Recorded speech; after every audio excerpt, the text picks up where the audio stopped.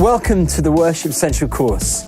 We all long to grow as worship leaders and musicians, but how do we do this? In this session, we're looking at the practicalities of leading worship. I remember the first time I ever led anyone in worship. I'd just become a Christian a few months earlier, and I joined a small group at HTB, our local church. It was a Tuesday, and I got a desperate phone call about 5 p.m. from the small group leader to say that the worship leader was ill, and she tried everybody else, and I was the only person left. Could I lead worship that night? Ever since I'd come to faith a few months earlier, I would spend hours sitting in my room trying to play guitar and worshiping God. The thought of having to lead others in worship was absolutely terrifying. Anyway, there were no other options, so I agreed. My skill on the guitar was limited to 2 chords, the G chord and the C chord. So no change there. No change there, thank you. I only knew one song which had 4 chords, but that wasn't stopping me. Again, no change there. As we began the time of worship, something extraordinary started to happen.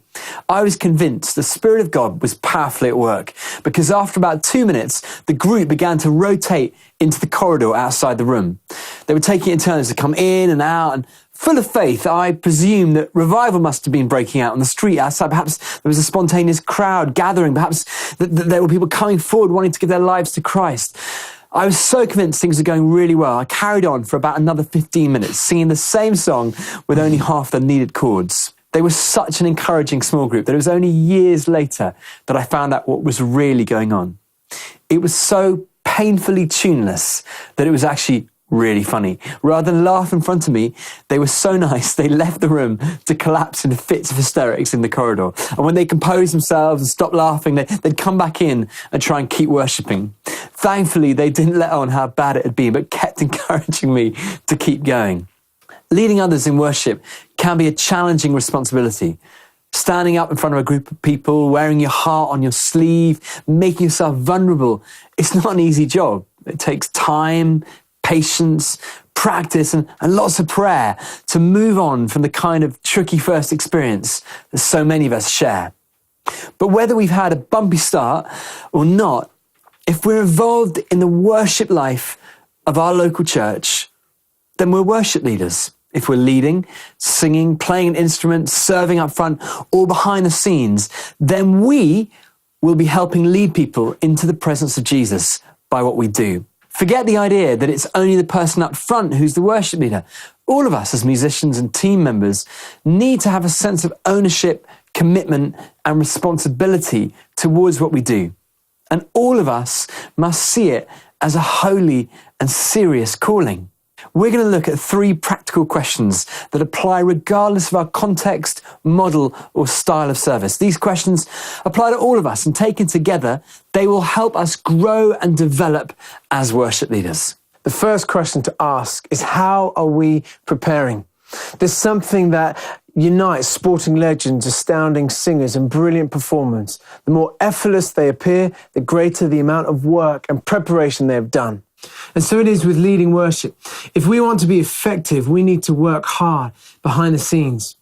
Before leading a time of worship, we need to ask ourselves, how are we preparing both spiritually and practically? It involves both prayer and practice. When we think about preparation, there are 2 extremes to avoid. Firstly, we've got to avoid making it all about the music and the visuals, to spend hours tweaking and testing only to finally get around to praying just minutes before the service starts. That's just not going to work.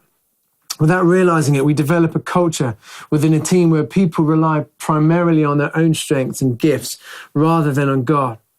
The other extreme is to avoid, for a worship team, not to rehearse at all, but to rely solely on prayer. They gather to pray before the service, thinking that they don't need to prepare practically. The team may have impressive depth of spirituality and passion, but as they lead, if the musicians play out of tune, out of time, making frequent horrible mistakes, a congregation will struggle to engage in worship. And as worship leaders, we need to value both spiritual and practical preparation. Then there's private before public. John Wesley was once asked to describe how he balanced his prayer life with his busy schedule of preaching and outreach. And he replied, "Every morning I set myself on fire for Jesus, then I go out and people watch me burn." Imagine what the impact on the local church would be if every worship team spent time before every session seeking God passionately in prayer and private worship, as well as in musical and practical preparation. The influence on the worshiping life of the church would be amazing. As leaders of worship, one of the greatest gifts we can give to our churches is that of being spiritually alive and fresh. There are no shortcuts here to developing authentic spirituality. It comes down to the important and obvious disciplines, such as reading God's word, spending time in his presence through prayer. If we have no private cry, then how can we stand up in front of others pretending that we do? Worship leading involves taking our private cry and making it public. Another important consideration is picking the right songs that will help people respond to God in a worshipful and meaningful way. There's more to it than throwing together the 5 most popular songs of the week. Firstly, find a theme. A theme can bring a focus to a time of worship. A few songs clustered around a particular theme provides a sense of direction and a sense of journey for the congregation. As you pull together your set list, ask yourself whether there is a clear theme being developed throughout the lyrics of the songs. Themes such as God's sovereignty, his mercy, his faithfulness, his creation, or his heart for justice. Let's not just jump randomly from one song to another. Second, balance substance with simplicity. We are called to worship God with all our heart, soul, mind, and strength. It's essential, therefore, to have songs that inspire and stretch our minds in worship, songs that are rich in content. But our worship is not merely with our minds.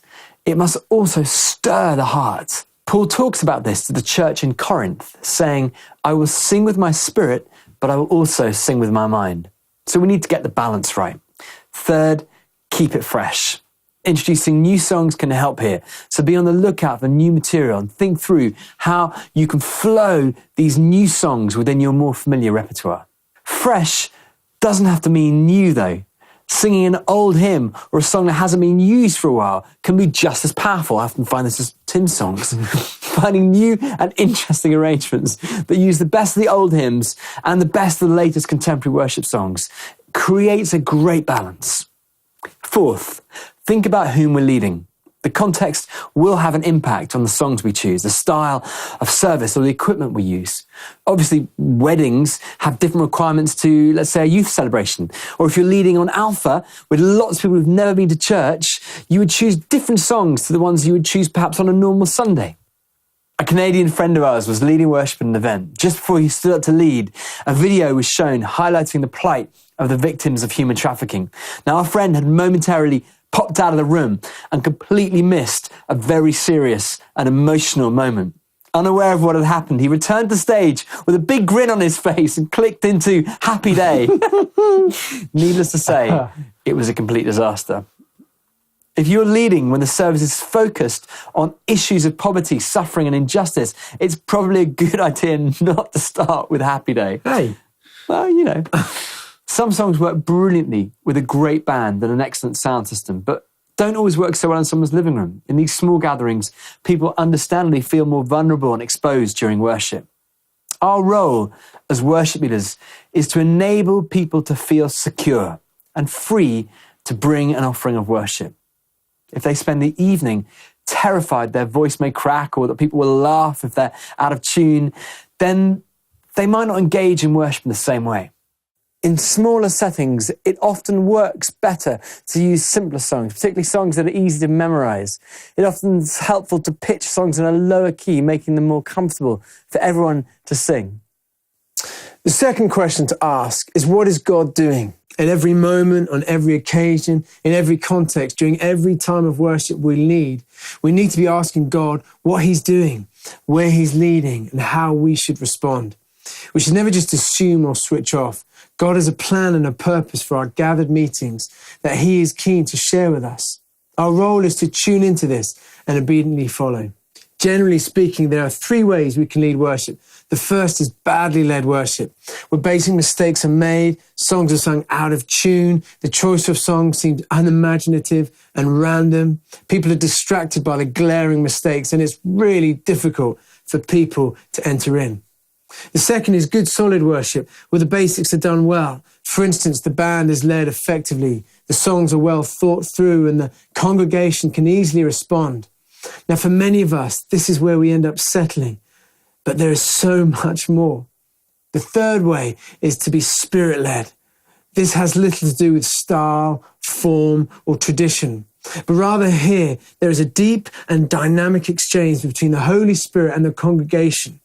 It is here that we see breakthrough, where we see lives change, vision birthed, and passion fueled. But we can't make it happen simply by reading a book or taking a course. It takes time. We have to wait in God's presence and practice the art of listening to the leading of the Spirit, allowing Him to fill us with power and love, even as we lead worship. It also involves us allowing space in our worship for God's Spirit to move, to not hold the reins so tightly that we try to drive our agenda through. With all the pressure of playing with a band, remembering chords, words, watching and trying to observe a congregation's response in worship, we can forget to ask this important question: what is God doing? But it's often when asking this question that perhaps a thought pops into our minds. Maybe it's a different song. Sometimes it's a line to sing out. Perhaps it can be an encouragement to worship in silence. It's as we step out in this that we learn and grow and begin to see God at work.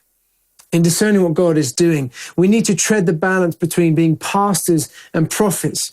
We need the prophetic to move people on in worship. We need to take risks, allowing space and time for God to take control. However, if the prophetic is unchecked, we can leave people feeling confused, even fearful. At the same time, the pastoral without the prophetic can result in a church stagnating. We want to see churches moving forward in worship, whilst at the same time taking as many people along with them as possible. Another thing to remember is that you are there to lead worship, not just songs. If we want to be led by the Spirit, we can't just be the kind of person who selects the songs, rehearses the exact arrangements, and has all the worship tied up before the congregation has even gathered, never swerving from the set list no matter what goes on. Worship is so much more than this. It's an encounter with the Lord of heaven. It's a heartfelt response to His initiating love. We can't simply close our eyes and turn off our monitors and forget there's a group of people that we're meant to be leading and going on a journey together. Obviously, we need to be able to see the people we're leading, watching out for signs of how and when they're responding or not responding, when they seem to be engaging or disengaging. As worship leaders, it's almost as if we have to have one eye on the Lord and one eye on the people. As we lead worship, we need to regularly open our eyes to see what's happening around us. You still worship with your eyes open. It doesn't kill a holy moment. Presumably at Pentecost, somebody had their eyes open to see and record where God moved in great power and when people were responding. But during a time of leading worship, it's helpful to note some simple observations on how people are entering in. For example, how are people responding in terms of the level of singing and involvement? If you look out and there's a sea of blank expressions and it seems the congregation has no pulse whatsoever, then we need to ask ourselves some questions. Are we singing too many new, unfamiliar songs? Are we relying on the same songs we've used for the last month without changing anything? Are people just bored? Maybe the band is too loud, drowning people out. Or it might be the band is too quiet, making people feel self-conscious and awkward and unable to sing and engage.